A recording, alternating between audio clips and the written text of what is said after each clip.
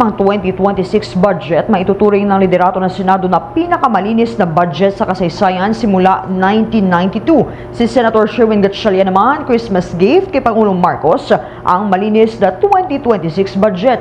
Alamin natin ang buong detalye sa pag-uulat ni Bombo J. Sigalvez.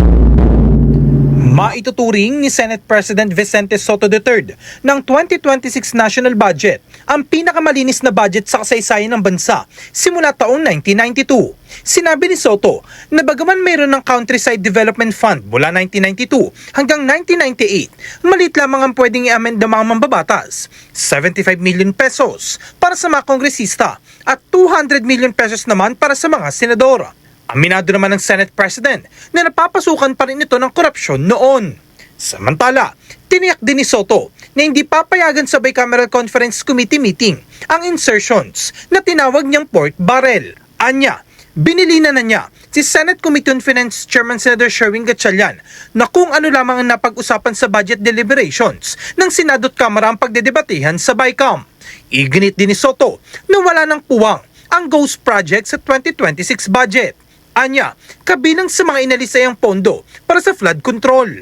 Nilinaw naman niya na hindi ibig sabihin nito ay mawawala ng pondo ang mga lugar na binabaha. Ayon sa kanya, ang pondo mula sa mga niloko noong nakarang taon at ang mga ibinalik na halaga mula sa mga sangkot dito ang gagamitin para sa mga flood control projects.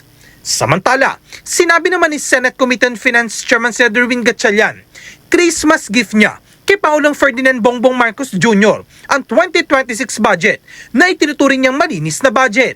Tiniyak ng senador na hindi na ito mababahiran pa ng corrupt practices. Yan naman ang magiging Christmas gift ko sa kanya, na magandang budget na hindi na magkakaroon ng ghost project, budget na alam niya kung nasaan yung project at alam niya gaano kahaba yung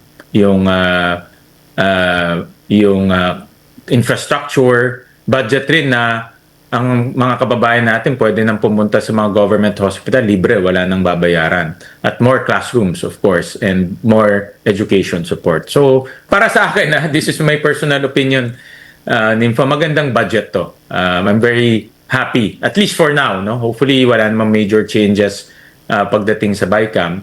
At least for now, magandang budget. Pero, kung ma-assure natin na hindi na mauulit yung mga corrupt practices, I can assure you hindi na mauulit yun. Para sa Bombo Network News, ako si Bombo J. Sigalvez and this is Bombo Radio Philippines, the #1 and most trusted source of news and information. Basta Radio, Bombo! For the most trusted source of news and information, visit our website at www.bomboradio.com. Follow us on Bombo Radio mobile app, Facebook, YouTube, TikTok, and X, formerly Twitter. Like, share, and stay connected. Anytime, anywhere.